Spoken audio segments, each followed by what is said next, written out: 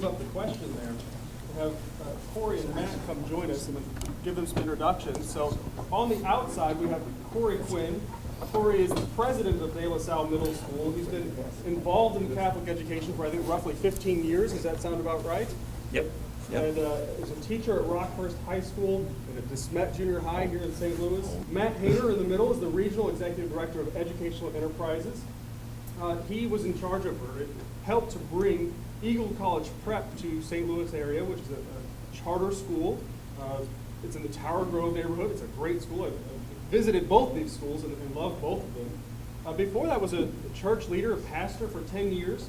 And so both people who have come at this from a faith perspective, but are also in the education business. And so I'm going to start with some questions and then open it up to you guys for questions as well, and invite you to chime in. But I want to start with you, Corey. As I mentioned before, De La Salle is planning to do this, planning to close as a private school and reopen as a charter school. Tell us about your decision, and does that fit somewhere here on Mike's sort of outlining of these ideas? First of all, Mike's vocabulary was at that level as a ninth grader. And I just turned to him and I said, how old are you? And he said, 29. I did the math. It is 15 years. I think I taught Mike my first year of teaching at Rockhurst High School. And he is a brilliant young man. So I'm really, it's humbling to have him here teaching me today. So first thing I want to do is welcome everybody here to De La Salle. This place is an amazing school, and I only wish that our students were here so that you could really see what this place is all about. And before I begin, I want all of my amazing professional staff to acknowledge themselves. So if you could just stand, and if we could recognize these people. I'd also be remiss if I didn't mention that I see a young man in the front who is a graduate of De La Salle who has moved on. When did you graduate, Trevor? 2007, and where are you now? Senior in college. So Trevor represents what we are all about at De La Salle, and so I'm going to try to quickly walk you through how we came to this place. The school was founded in 2001 by the Christian Brothers, and there was a movement going on in the country at the time called the Nativity Miguel School Movement. There are about 65 of these schools around the country today. The organization that supports them no longer exists because around 2008, when we went through that economic crisis, we saw a big downturn in people supporting the schools. And so not only did the national organization that supported these schools shut down, but then some of the individual schools began to shut down. And so it created a bit of a crisis for us. We were in a bad spot here at De La Salle in terms of where we were financially. We were really on the brink. And so we started looking at what it was we were going to do if everything came crashing down. And so I happened to have met a Christian brother. Again, De La Salle is not an archdiocesan school. It's an independent private Catholic school sponsored by the Christian Brothers of the Midwest. So we have a board of directors, but we also have a board of members, and the board of members is comprised of the Christian Brothers. So ultimately, at the end of the day, they have the final say. So I'm Jesuit educated, so this was controversial that I undertook this enterprise. If you know this world, this is like oil and water, but it's really been quite beautiful to see how this works. And I met a brother, Ed Siderwitz, who might as well have been a Jesuit, frankly, because the way he thought about things really blew me away. And basically what he said to me, this was several years ago, he said, you know, Corey, I think we got to find a different way to do this. And I said, well, Ed, what do you mean? He said, well, I'm really thinking about charter schools and how we might get involved as a charter school in this business. And I said, well, Ed, that's crazy. You can't do that in this country. So fast forward a few years, I visited Ed at a school that he was helping to run. Ed used to run a school just like De La Salle, but in Chicago, one of these Nativity Miguel schools, of which there were 2 at the time. There are now 1. That's, by the way, a statement of what has happened over time, is that these schools have struggled to survive, as I said earlier.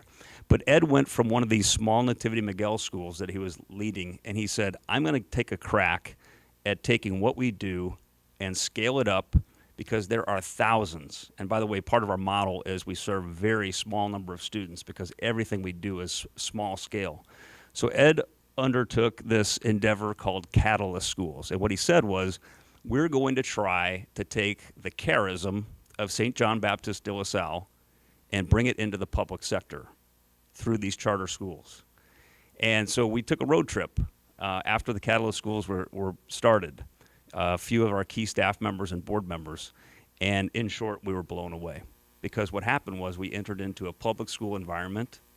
We saw hundreds and hundreds of kids in a building behaving and dressed like Catholic school students with Catholic-like teaching going on. And we said, what is happening here? Now, of course, minus the crosses and all this stuff. So we went into a back room at the end of the tour, and the CEO of the school was shaking his head, and he said, well, folks, I need you to have a seat because here's the catch. Here's the rub. We're educating, let's just call it 1,000 kids. And we're really struggling financially to make this work. So I'm thinking, oh, they didn't quite figure this thing out. So he goes up to the whiteboard and he's writing down a few numbers and he draws the bottom line. He says, this is the difference between where we stand in terms of the money we have coming in and what we need to finish this school year. So for a little bit of perspective, at De La Salle, to teach 70 kids each year, our bottom line, what we need to bring in, and this is about 97% through private dollars, is about $2 million for 70 kids. So we just toured a school of about 1,000 kids, looked and felt like a Catholic school, and now he's at the whiteboard and he's got the marker and he draws the bottom line. Anybody want to take a guess? A little audience interaction? Lower. Lower, but close. 500,000. 500,000. And I about fell out of my seat. So the seed was planted at that moment. You know, this decision is not an easy one, and I'm probably going over my time here, so I'll pass the mic, but I'll save more for Q&A. That's my lead-in. Let's go to Matt. So Matt, like I said, works for Educational Enterprises. And Educational Enterprises is a management company that works with private schools that have voucher programs in Milwaukee, charter schools in Arizona, right, and now charter schools here. But it's a unique model in terms of charter schools. So why don't you tell us a little bit about the model that you guys have at Eagle College Prep? Great. Thanks for having me this morning. James, thanks for inviting me to be part of the conversation. I really appreciated your presentation. And Corey, it's good to see you again, hear about what you're doing. I serve as Executive Director of Educational Enterprises for St. Louis. Educational Enterprises is a nonprofit organization that manages schools. As James pointed out, in Milwaukee, they're voucher schools. So there's the Hope Christian schools. In Phoenix and here in St. Louis, we have public charter schools, the Eagle College Prep schools.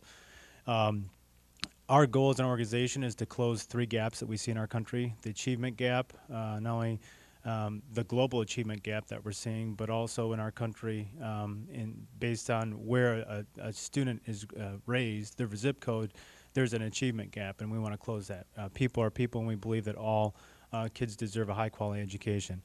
The second gap we see is the character gap. It's a growing conversation across the nation, and we want to help our kids grow in their character to be leaders for the future. And finally, the third gap that Educational Enterprises is trying to close is the access to faith-based education.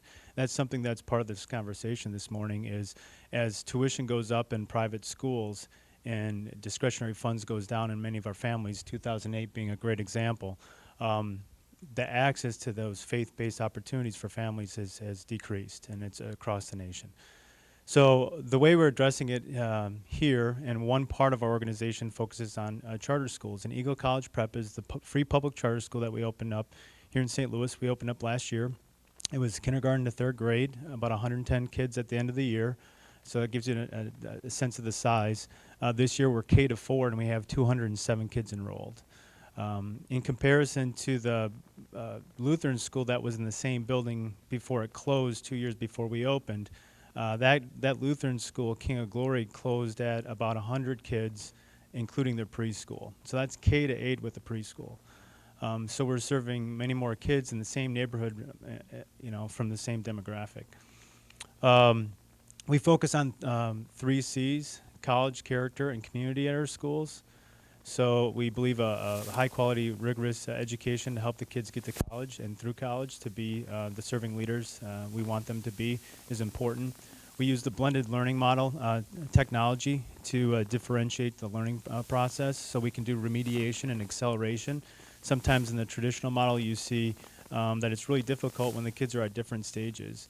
When you can break them into small groups through a rotational model and use technology, you can individualize the learning process. And we've seen that in our first year with a tremendous amount of growth from all of our students. My kids, Joel and Elise, are in the school. Joel's in the 3rd grade, and Elise was in the kindergarten this past year. We also focus on character. So as an organization, we've developed a character project that grounds character in primary sources of American history. So it's not just, hey, let's break off and talk about respect, you should be respectful, but it's, let's talk about Abraham Lincoln and Martin Luther King Jr. I was reading that article out there about your mentors in the reading program and learning about the leaders of the country and how that develops leadership. That's what we're doing. And it's aligned with the Common Core to raise the standards in terms of reading as well. So when we look at character, we don't say this is what respect is, but moreover, identity, purpose, and performance. How do those relate? How does who you are and your purpose, why you exist, relate to how you perform with respect and integrity, diligence, all the important values that we need. And then finally, community is a big part of our school. So it's a loving community. We use EAGLE as an acronym, expecting academic greatness with a loving emphasis. And it's interesting that loving emphasis, whether we're in Phoenix or here in St. Louis, is the thing that really sticks out when people tour our schools, whether they're from high-performing charter schools, the Charter School Growth Network. The Charter School Growth Fund, which is an organization that was founded to scale high-performing charter schools. When other outside groups visit our schools, they see that loving emphasis, that community, that our teachers really care for our students, just like I'm sure they do here in your school as well. But that's one of those unique components that is a game changer. And we're just thankful for the privilege to serve kids in South St. Louis. Our growth plan is to open 3 K to 8s in a high school. And for us, success is simply the opportunity to serve more kids. Tell us, though, how do you work in the faith? So you talked about wanting to close the faith gap. How does that come in with having the charter school? So the charter school meets the educational need of our kids and helps grow in character and community. Where we bring in the faith-based education is through our Compass educational programs. It's an optional program that wraps around the charter school. So before school and after school, the kids have the opportunity to be a part of this other community, this wraparound program. It serves a number of different purposes. If you look at studies, there's 40 different assets that if kids have a majority of the assets, the at-risk behaviors, and the kids go down. Moreover, it's a structural change. We all know that between the time that school gets out and when mom gets home, that's when a lot of the rough stuff's happening. That's when the ER is full, and that's when teen pregnancy and drug use is escalating. So if we can keep kids off the street in a safe environment, and again, this is the Christian component, it's an optional program for the parents if they want to take part of it. They can learn about Christ and learn more about the Bible and grow in their relationship there. But it is optional. It's not part of the charter school. It's separate. We also have a Christian preschool through the Compass program as well. So it's on the same site, so it's very convenient for the families. They don't have to transport their kids to a different site. If they're working 2 jobs or they're taking the bus, it's very helpful for the families. And so that's how we incorporate the Christian program and the growth into our community.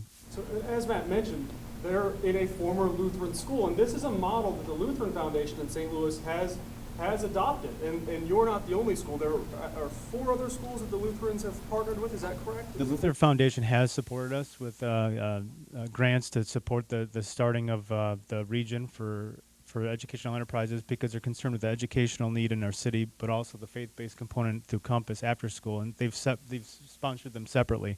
They've also sponsored building Bethlehem's the charter school up in Bethlehem Lutheran School as well, our church. So Mike, as you heard these two talk, you heard Corey's sort of reason for thinking about this, and you've heard Matt describe his model. Is this the same sort of stuff you heard when you talked to other places? The reason that Corey gave you, and then the model that Matt kind of describes, is that what you saw? Yeah, generally speaking, yes. One big difference: the schools in Florida do the wraparound religious services. In Washington D.C. and to the best of my knowledge, actually, and in Indianapolis as well, they do wraparound services there. The schools in Washington D.C. though are just are strict charter schools. They don't really offer the religious education around it. You know, one thing that just my sort of response when I was listening to them talk is this. I mean, it's a great example of school leaders sort of trying to make lemonade out of lemons. So think about it. So you have a group of kids that want what their schools are. They want a religious education. They want a Catholic education. They want a Lutheran education, Christian education, Jewish education, whatever.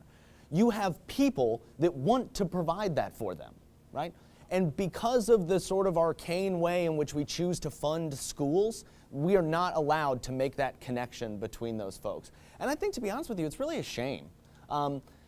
Catholic schools, if you look at the research on Catholic schools from all the way James Coleman back in the 1960s to today, consistently demonstrate, particularly for low-income students, but for students across the board, high academic quality, closing the types of gaps that you're talking about. When you talk about instilling civic values and sort of what we might call pro-social behavior, Catholic schools, religious schools, non-denominational Christian schools, Lutheran schools, all show strong evidence that they're actually able to do this. So, like, these religious schools are an incredible asset for our communities, for our cities, for our states, for our society. And unfortunately, they're closing or having to do these sort of wraparound services or others. And I think if you look in states that have, for example, instituted private school choice programs, so look in the state of Indiana, look in the states of Arizona, Louisiana, you're not seeing large numbers of Catholic schools closed. You're in fact seeing them for the first time ever open new Catholic schools. You're seeing waiting lists on the ends. So I think that there are ways, I think that the work that they're doing here is so outstanding, and given the circumstances that y'all are working in, it's like the best you do. But I think from a policy level, we can do better and empower great school leaders like these to deliver the type of education that their students want, that will serve their students well and serve their community well. So as I was putting together this panel and I was trying to think of a title, I went with a really bland one. I was thinking of something like Losing Our Religion, something along those lines, because that's what many people are concerned about when it comes to Catholic education or Lutheran education, religious education, that if they close their school and then do this charter school thing, they might be losing that important component. And so, Corey, I'm sure you guys wrestled with that as you started thinking about this. So what was that discussion like for you? It's a challenging conversation because you're dealing with different constituencies, and that means differences in age, race, and all kinds of things in terms of, so 95% or plus of our students are non-Catholic. And so we're a Catholic school, but we're not looking to evangelize in the strictest sense our students. You hear many variations on this topic, like it's a Catholic school because we're Catholic, not because they're Catholic, and these kinds of things. The one I like the most that just simplifies it is that it's about a need and not about creed. And so there is a Catholic ethos, there's a Catholic call to justice that I think supersedes anything having to do with an hour of religious instruction time. So the essence of we go back to our founder, St. John Baptist de La Salle, for our inspiration, and we say, what was his mission? Because that's the mission we carry forward today. And his mission was about bringing education to the poor, period. And so that's what we're here to do. We are here to, I would say, to your question about all those complex terms that, you gave us option A, B, or C, or D. I really like to think of it as an evolution. I mean, to me, it's an evolution. And I think the nuance that this may get a little tricky to try to explain, but I don't think you have to close the door on June 30 and reopen the door on July 1 and have this grand thing like this thing is dead and this thing was born. So what I'm going to suggest is that I would like to work with the Christian Brothers to, we right now are De La Salle Inc. is the name of our organization. And we're going to have to form another entity because to be a public charter school, it's got to be really clear cut that there's no religious overlap there. But what I'd like to see happen is that certainly a new thing will be born. We're going to probably call it La Salle Charter School. But I want to see De La Salle Inc. transition. Not close, but De La Salle Inc. transition to preserve the charism and provide support to La Salle Charter School so that this thing over here doesn't have to die. That it's simply, I don't know if that's morphing or what name you might have for that, but I don't necessarily think that it's the death of one thing and the birth of something else. So I see it much more as an evolutionary phenomenon, and ultimately, I think you would agree with this. I don't think there'd be any objection among any of us seated at this table. This is about kids. There are 19,000 kids. The latest report from IFF on the city of St. Louis says there are 19,000 kids in our city who lack access to a quality education. That is unconscionable. I will say as a Catholic person, that's unconscionable. I would also say it's unconscionable of me to run an organization that limits itself to 70 people. If I have the opportunity to serve hundreds more and be challenged to do it differently, that I want to take on that challenge. We'll figure out how to bring the religious piece, but the need is what we're trying to address, not the creed. So I have one more question, then I'm going to open up to you for questions. So as we think about this, private schools essentially closing and then reopening as charter schools, what you're doing is you're taking students who were outside of public education and moving them into the public sector, which means we're going to need more tax dollars to pay for these kids' education. I mean, so the state has to send more money to these schools. The local, the way it works in the charter school sector is part of the dollars are going to come from the St. Louis Public School District. Part of the dollars are going to come from the state. So taxpayers are going to be paying for these students that are now going to public schools. So, I mean, what do you make of that? Is this a good thing that we're shifting people into the public sector where the taxpayers are now paying for more where they weren't before? Is it good because maybe the schools now have more oversight and regulation that we can maybe hold them to a higher standard? I mean, what do you make of shifting large numbers of students from the private sector now into the public sector, the taxpayers paying for it? Yeah, if I could just give my opinion on this, and it's my opinion. Again, I'm a Lutheran pastor. I grew up in the Lutheran school system. I'm very familiar with the Lutheran schools in St. Louis. And in the 50s, we had 23 Lutheran schools. There is only one in St. Louis now that's fully functional. We have two on the north side, but in terms of numbers and sustainability, they're in a tough spot. I don't think the charter schools ended the private schools. I think other factors led to that. I think a lot of it had to do with, in the 50s, the congregation supported these private schools so that the education was free.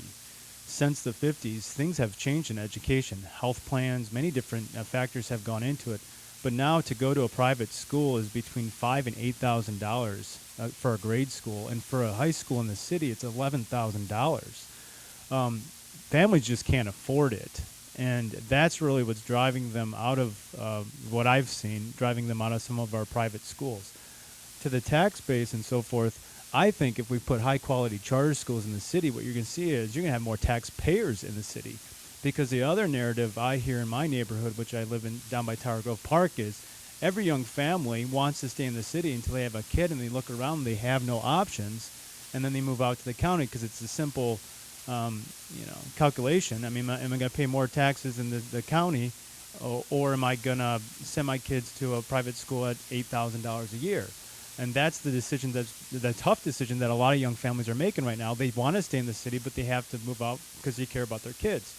If we can provide high-quality education for our kids, if we can lower the cost of faith-based education by doing a wraparound program for $50 a month like Compass instead of $8,000 a year, I think what you're going to see is more families move in this city. Your leadership base in the city is going to grow, and we're going to, as a community, grow together. So I think totally agree that if you want to attract the sort of middle-class families and others to neighborhoods, you have to have high-quality schools. It's what drives folks away. But I want to just pose maybe almost like a little thought experiment when we think about these. So if we think, so schools are a public good, right? You go back to Thomas Jefferson or Benjamin Rush. We need to have an educated population for our economy, for our democracy, for our society, right? We have people who are willing to give that as part of a religious, because of their religious motivation, right? Imagine if instead of talking about schooling, we talked about the provision of some other public good. Like imagine if folks said, because of my religious inclination, we want to police the streets, or we want to like put out fires, or we want to pave roads, right? If you're a civic leader, you would say, this is great. We've got these folks that there's a need that we have folks that want to meet it. What can we do to empower these people to do that? But in schooling, we don't. We actually make it more difficult for these folks to do what they want to do, even though people want it and they want to provide it. So I think part of this is about changing our mindset of why we have an education system, because as Corey said, it's right. It's about the kids. Having a high-quality education system is good for the children, it's good for the adults, it's good for everybody. It's an all-hands-on-deck situation. When you have 19,000 kids that don't have access to quality schools, I don't think that's the time when you say, okay, well, you guys can do it, but you guys can't. What are you talking? We have 19,000 kids that need to be in schools. So what can we do to empower as many people as possible to provide high-quality options for these people? That's what we need to be doing. Well, I mean, there's any number of ways, right? So, I mean, to me, it's if you're providing a quality education, and if that's in a religious setting, if you want to call it a public charter school, whatever, you should have access to those dollars. You should have access to things. And like I said, this is almost a distinctly American phenomenon. So if you go to Western Europe, Netherlands, Sweden, Denmark, Ireland, England, they allow all hands on deck. If you're a religious school, you have the opportunity to have access to public dollars. People are free to choose from all of them. It hasn't driven their societies into, well, I mean, some people aren't necessarily the biggest fans of Western Europe right now, but if you want to talk about any sort of, civic, think of breeding civil unrest or whatever, I don't really think of the Netherlands as a place that's suffering from a lot of problems, right? So I think that's these sorts of mechanisms. So some people call them, we get hung up on the terms. We call them charter schools, we call them school vouchers, we call them whatever. To me, it's more the idea. How do we allow those dollars to follow students into the educational system that best meets them and allows that link between the sort of institutions of our civil society, our religious organizations, nonprofit organizations, and the people that need their services. Corey, did you want to weigh in? I want to take a really high-level shot at this and just do a little bit of, for me, what was one of the most phenomenal revelations in the last couple of years. I did not realize that as a Catholic, my ancestors were subject to so much bigotry when they came to this country. The irony, your question to us about, well, you're gonna flood the system with all these kids coming from these private schools, and they're gonna come after all these precious tax dollars. Well, the irony of that to me was that they were pushed out over 150 years ago and told, you're not welcome in this public system. So they created this amazing Catholic school private system that for decades was able to sustain itself on the backs of unpaid religious people who, are fewer and fewer supply, and now they need a place to go, and they're coming home. And I just think there's some irony to that phenomenon. Yeah. I don't know if everybody's following me. No, totally. The Blaine amendments and stuff. Totally. So we're back. Well, let me open up to you guys. I'm sure you have questions. Yes, sir. The charter school can select who it takes in. It doesn't have to take in everybody. So there's a group that are left of disadvantaged kids with severe academic difficulties who don't fit into the system. And my concern is that if money is poured into this, into the charter school system, it becomes a detriment to the kids who are left over. And that doesn't create a system for all. The EU was mentioned as an example of providing education for all. The EU, though, has substantially more tax dollars that go into education than we have here. So there's always this fight. There's always this fight. So let me, if I can summarize your question. So if we encourage or support charter schools, we possibly are taking away from the traditional public schools to the detriment of those schools.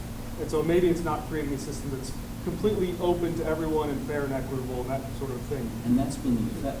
So I think there are some assumptions in there that I'm not quite sure if we're quite right. So Mike, why don't you? Yeah, I mean, so I think there's a couple things. So one is that the question of like whether charter schools can charge tuition or others, generally speaking, legally in New Orleans and in other places, charter schools have to be open enrollment. If they're oversubscribed, they have to hold lottery. They can't. Charter schools have gotten in trouble for trying to weed out students at various cases, but legally speaking, the way the laws are written, they're not supposed to do that.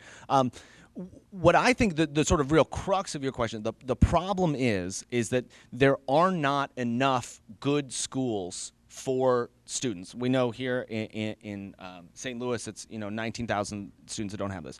So rather than, I think the more productive way of looking at that problem is not worrying about how we sort of shift kids around in the schools. Like that almost assumes that there's like a finite number of good schools and there are bad schools and we have to figure out how to do it. The question is, how do we increase the supply of high quality schools? And so I think the traditional mechanisms that we have used to try and create high quality schools have by and large failed. We do not have a robust supply of high quality schools in low income areas in America. So how do we change that? And to me, it's about bringing in people from the civil society, so from religious organizations, from nonprofit organizations and others, and opening the opportunity for them to enter schools. And it's true that we still, even in a place like New Orleans, it's only a 70 or 80% charter sector because there's time it needs to grow. The sector's only been in there for 5 or 7 years, basically post-Katrina is where it's really grown up there. So the question is, how do we foster those efforts? How do we encourage them to scale up? How do we grow that? And I think if that's the way we look at the question, that leads us to work together to solve problems as opposed to sort of, argue over who gets what. John? But you talked about the religious training that you're going to be planning. Do you have any projection of how much percentage of the students are going to be doing that yet?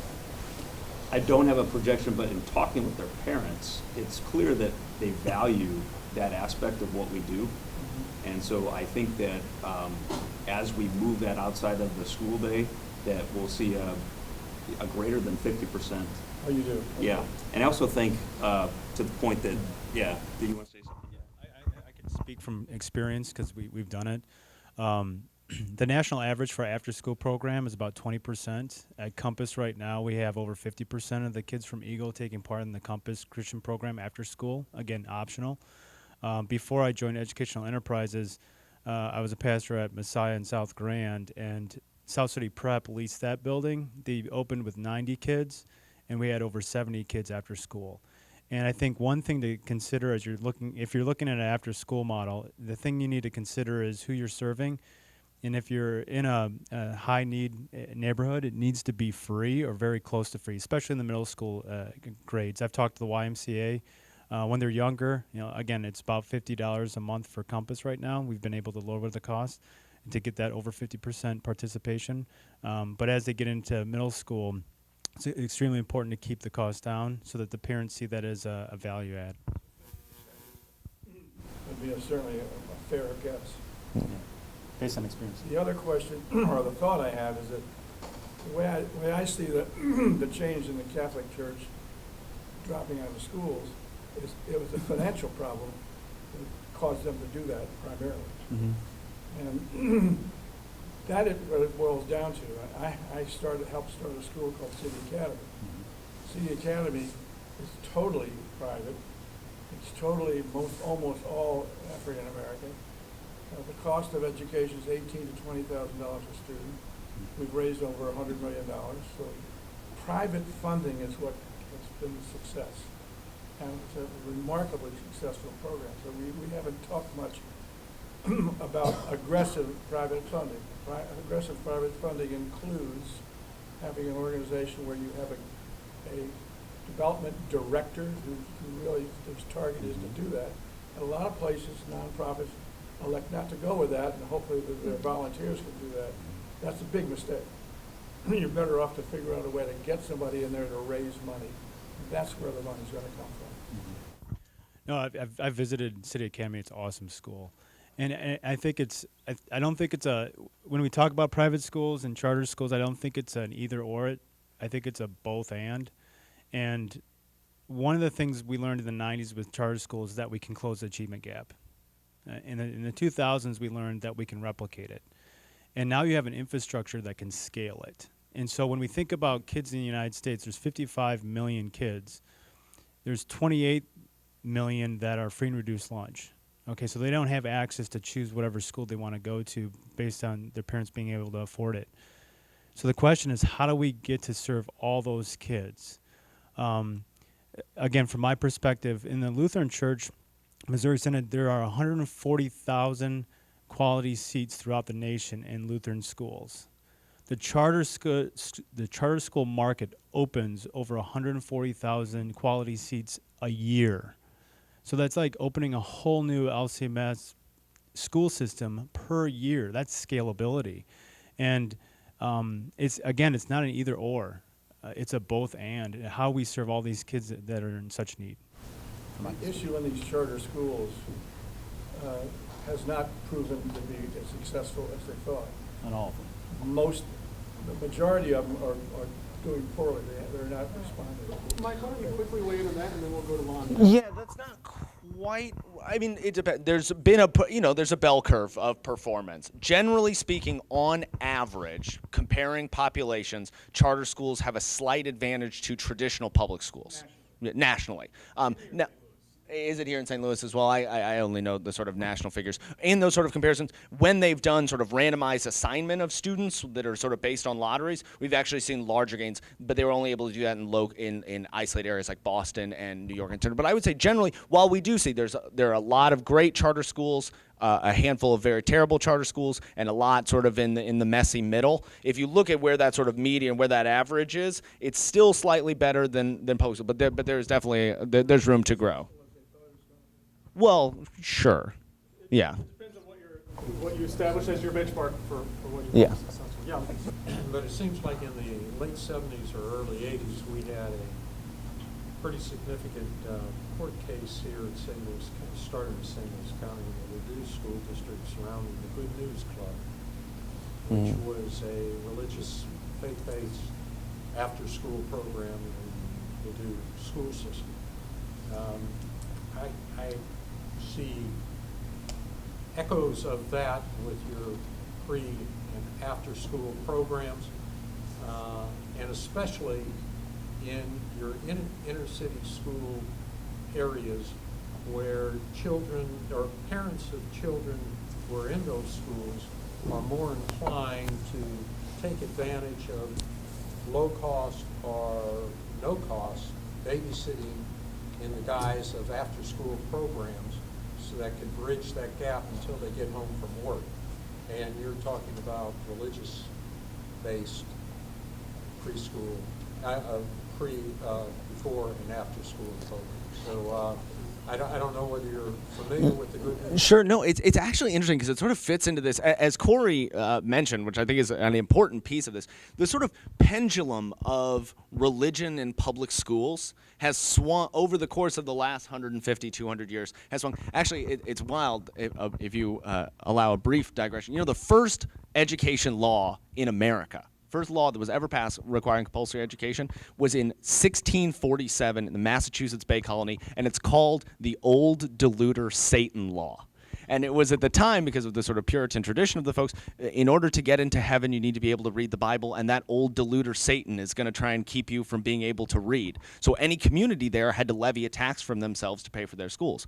Now, as Corey said, you know, public schools in America were basically sort of a non-denominational Protestant thing. Up well into, there were the Philadelphia Bible riots in the 1840s when the Catholic students wanted to be able to read their own Bibles and others.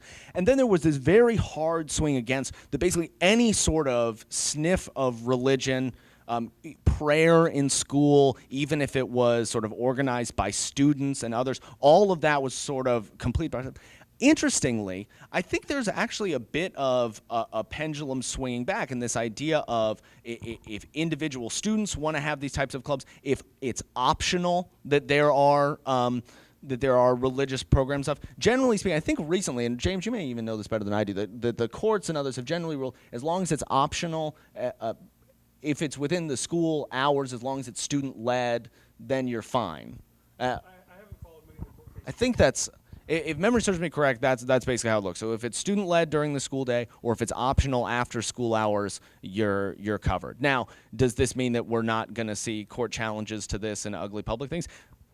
Your bet's as good as mine, and I think you and I share the same skepticism. Well, and Corey mentioned something called a Blaine Amendment. So Blaine was a U.S. congressman who tried to pass a law saying that preventing public dollars from going to religious institutions. Tried to amend the U.S. Constitution, actually. Right, there you go. So, and was unable to do that, but was very successful in getting the same type of language put into state constitutions. And so Missouri has a Blaine Amendment, which basically prohibits public dollars from going to religious institutions. And many states have challenged voucher programs and private school choice programs based on one of these Blaine amendments saying it violates the state constitution. And the record there, in terms of the U.S. Supreme Court, the U.S. Supreme Court has ruled that vouchers do not violate the U.S. Constitution. And many states with Blaine amendments, like Missouri, have also ruled that it didn't violate the Constitution because students had multiple choices to choose from and weren't forced to choose a private school or a religious school. And so because it was their choice, like he was saying, they've been ruled constitutional in I think nearly every place they've been challenged. There have been a few times where they've been ruled against. And depending on the specific language of that state's constitution, but generally, so it is a possible hiccup here in Missouri for any private school choice program like a voucher, and it's possible that that type of challenge could be levied if they were able to show that any of the charter school dollars were going to the private religious services. So, yes, sir. My name is Trevor. I graduated from the Science in 2007. Just give me a second, because it really upsets me a little bit, because I am a Catholic. I've gone to Catholic schools my entire life. I'm from North County. I'm not from an urban area. And I would never even be here if it was a charter school then, like it's going to be in the future. And I know the decision's already been made, but I wouldn't be here. My brothers wouldn't have graduated from here. My mom decided a long time ago that we would only go to Catholic schools. You know, she's a Catholic. My family's Catholic. We only go to Catholic schools. So when we say that there's going to be Christian education, I'm a Catholic. So Christian education to me, before or after school, that's just a daycare so that the parents could get off work and they can go. I've been in those kind of programs before. That's nice. But where is the Catholic in that? You know what I mean? It just, to me, it's a little bit disturbing because I feel like it is an attack on religion. It is an attack on my faith. Not only is it that, but what's going to happen to schools like CBC? St. Elizabeth was shut down already. My mom went to St. Catherine Labouré, shut down. What's going to happen to these Catholic schools when we start talking about charter schools? If we're Catholics here, and I understand that 95% of De La Salle is not Catholic, but I'm a part of that 5% that was. What's going to happen to us? What's going to happen to our religion? Corey, I'm sure this has been a difficult decision for you as well. Yeah, I'm watching colleagues close schools, and I spoke with a former superintendent of Catholic schools in St. Louis, who, when I told him of our plans, he essentially said, over my dead body, will we support what you're doing? I'll close the last Catholic school in this city and shut out the lights before we do anything like that. I really appreciate what you're saying, Trevor. I'm a Catholic too. I'm charged with running a Catholic mission. And what I'm not interested in doing is closing it. What I'm interested in doing is making sure that there is a vibrant school that is here to serve people living on the margins. And what I'm unwilling to do is, in the name of my Catholic faith, close it or see it suffer. And so what I'm saying is, what is the greatest good that can be done here? What are we being called to do? And there's just all kinds of great, we have all kinds of, the thing I love about our Catholic tradition is we have all these saints to look to who went through all these trials and had to make all these different difficult decisions, and we're littered with examples of people who had to, in times like this, read the signs of the times and make a decision about how to adapt. And it wasn't always popular. But I think the greater good here, what my Catholic conscience is calling me to do, and I'm here to lead this institution, so I'm not doing this alone, but the conversations with our leadership team, what's the greatest good? How do we fulfill our mission? And we've come to an agreement that this is our way forward. And it won't always be popular, but we firmly believe that the need, I'll say it again, supersedes the creed. And that's an expression, ultimately, that's an expression of true Catholic faith. Can I jump in for 1 second? No, I think this is a really important question, and it's when I was interviewing all of these people that made these decisions in different cities and at different times. One of the people who really stuck out to me is now the superintendent of Catholic schools in Washington, D.C. And so I phrased things in many ways actually the same way that you did. What about the Catholic kids that are there? What about all those? And he said, look, I wasn't choosing between Catholic schools and charter schools. I was choosing between charter schools and empty buildings. So in a way, I think that insofar as, at least in Washington, D.C., so you asked about, what about those 5% of students that are in religious schools? In Washington, D.C., so they used to have about 20 Catholic schools in the archdiocese there. They closed these 8. What they were able to do was take the revenue from that, turn it into scholarship. So those students that were in those schools that still wanted to get a Catholic education but weren't able to afford it, they were then able to take that money and get a scholarship and go to one of the remaining Catholic schools. So conceivably, I think that on the diocesan level, if it's part of a strategic plan to say, look, we might not be able to support 20 Catholic schools, but we might be able to support 10 really great Catholic schools and help 10 good charter schools to exist there.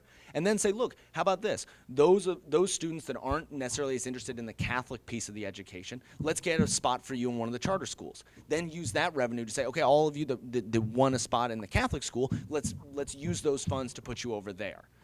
And it's a difficult process that takes time. I think Washington, D.C. kind of shows a sort of fits and starts look at it. In Philadelphia and in New York City, they're trying to do similar things, strategically closing certain schools, leasing them to charter schools, using that money to provide it. I don't know what that's going to look like since it's a relatively new development. I hope that it's still going to create a space for all of these students that want that explicitly religious education, but it's tough to say. Let's go back to the increasing enrollment, as do a lot of the schools, not just in New York City, but just in general in the area. And a lot of it is due to decreased religiosity, so that 40-year span isn't just about tuition, it's also about, the people who get married down on the beach instead of at church are not likely to send their kid to a Catholic school. So a lot of that decrease was not having the same sense of faith. Were you able to tease out how much of that decline was due to religiosity? And on the flip side is how many people like Trevor were highly concerned about the change of character of the school when it becomes a charter and said, not for me anymore? Absolutely. So two pieces of it. One, I wasn't able to tease out the exact sort of causal relationship between the two, but we do in the paper, which is available online and in other places. We do take a section and talk about the sort of prevailing winds that have forced our schools. So the big one is decline in religious instruction. The second one is sort of changing neighborhood demographics. The third is exactly what you said, which is decreasing general religiosity across the United States, and that's affecting all manner of religious public schools.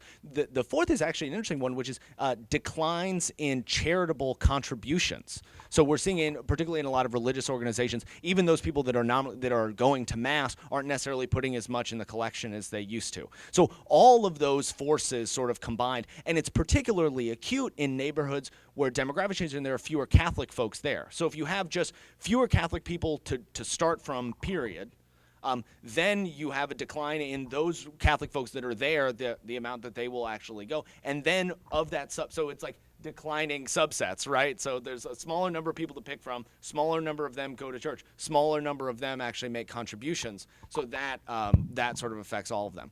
To your second question about changing, I have to say, I do a lot of research on school choice programs and others, and the two most common concerns that school leaders encounter when they decide to in any way sort of participate in public programs, one of them is increasing regulation. Are we going to have to fill out the reams of paperwork that our public school companions fill out and do all that sort of the paper chase? But number two is a loss of mission or identity. Interestingly, the preliminary evidence that's sort of out there is that, and actually it's funny, I don't often get to mention my doctoral dissertation, but my doctoral dissertation was all about religious mission in religious schools. And I can tell you from my own research that generally speaking, participating in these types of programs doesn't affect the measures that we have of sort of religiosity or religious orthodoxy. So the same sort of, if you give surveys to the leaders and the parents and the teachers, et cetera, before and after the switch and ask them the sort of standard battery of questions about this, it doesn't actually change that much over time. It turns out that, generally speaking, the people that choose to make these decisions go into it with relatively clear eyes and realize, like, this is the type of stuff that we need to do to maintain the character of this school. They're very purposeful about it, and therefore they're able to maintain it. Interestingly, my dissertation was on Catholic school leadership in St. Louis and came to some of the same kinds of... It's always good when the numbers match up. When I heard earlier about the numbers, that they all check out. Thank you. Good to know. I think we have time for one more question. I guess I would like to discuss the possibility of the voucher system from a policy standpoint of the voucher system becoming a reality in the state of Missouri. You're looking to me, so. You know Missouri politics better than I do. I can tell you, let me give a national picture and then you can give a Missouri picture. So we have seen exponential growth in the number of students that are able to access vouchers, tuition tax credits, or others, basically public dollars for private schools. Even in the year 2000, there are about 29,000 students located in only 4 or 5 programs across the entire country. The majority of them are either in Milwaukee, Wisconsin, or Cleveland, Ohio. In the time since this year, I think over 350,000 students across the country are going to participate in them. There are large programs in the state of Wisconsin, in Milwaukee, Racine, and other places. Now the entire state of Indiana, the entire state of Louisiana have passed statewide bills that now, I think, to the magnitude 20, 30, 40,000 students will be able to participate in. In Florida, there's another program, about 50,000 students that are there. So the groundwork is being laid politically across the country, and there is a clear trend line that's being developed, and more students are able to access these dollars. Now, Missouri politics could complicate that. So in Missouri, and again, there are 3 types of private school choice programs. Vouchers, which is basically the state gives you a dollar amount to take to a private school. There are education savings accounts where the state would put money into a bank account that you then have a debit card that you can use to purchase private school tuition or textbooks or tutoring or all kinds of different services.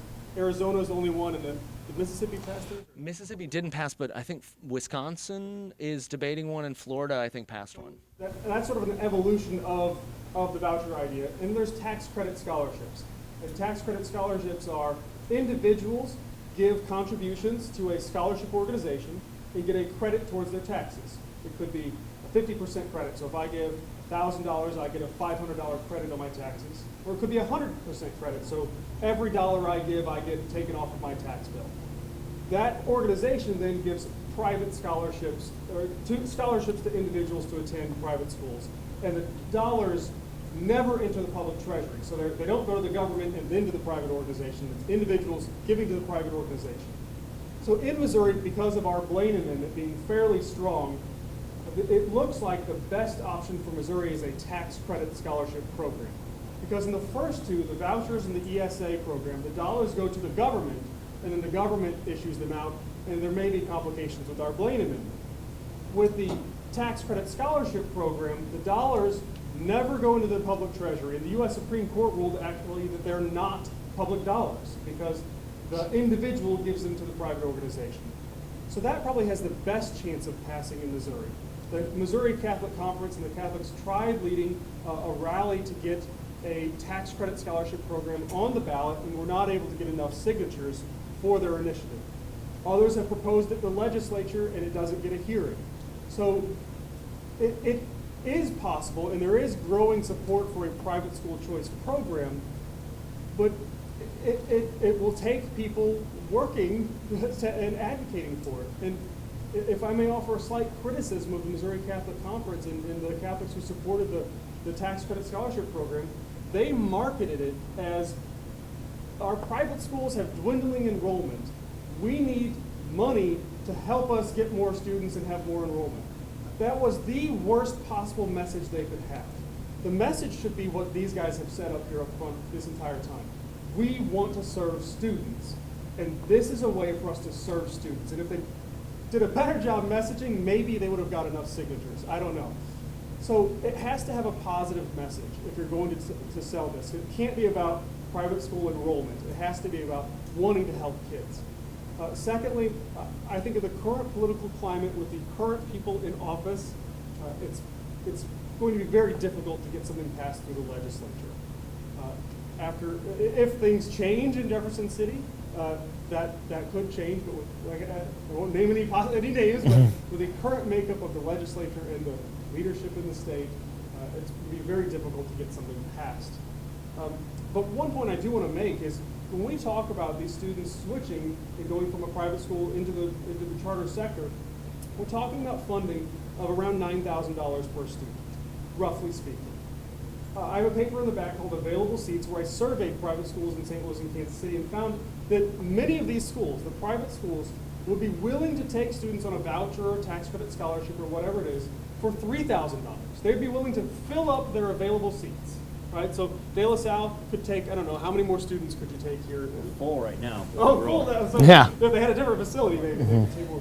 But many of these schools said, we have available seats, we could take more students, and if you would give us $3,000 per student, they would accept those students. And so it could also be sold as a possible cost savings to the state. So instead of shifting students into into charter schools, we could spend $3,000 instead of $9,000 and allow them to remain in Catholic schools. So there are lots of messages that could be told about how private school choice could work, but saying it's to help enrollment in Catholic schools is the worst message you can have.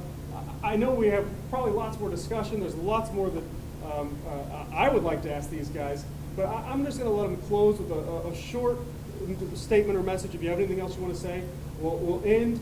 Feel free to grab more coffee or donuts. So Mike will just... Yeah, I just want to say thanks so much for having me. This was really great. It was a wonderful discussion. It's really great to meet with people that are actually trying to do this every day, run schools, operate schools. Thank you so much. I really appreciate it. Yeah, again, thanks for just taking the time to learn more about it. I think growing in our awareness and our knowledge of the situation and the need out there for our kids helps us to assess how we can meet that need. So thank you. I want you to come back and see this place when there are children in it because it's miraculous. So please come back and visit, and thank you for coming. And lastly, to the extent that you rub elbows with policymakers, I mean, these are folks we're in the trenches, and really it's my people in the back of the room who are in the trenches doing the work every day. We don't have the resources to leave this building and go to Jeff City and try to change policy. We got to work with what we have, and what we have are 19,000 students who need an education. We got to deliver that through whatever mechanisms we can right now.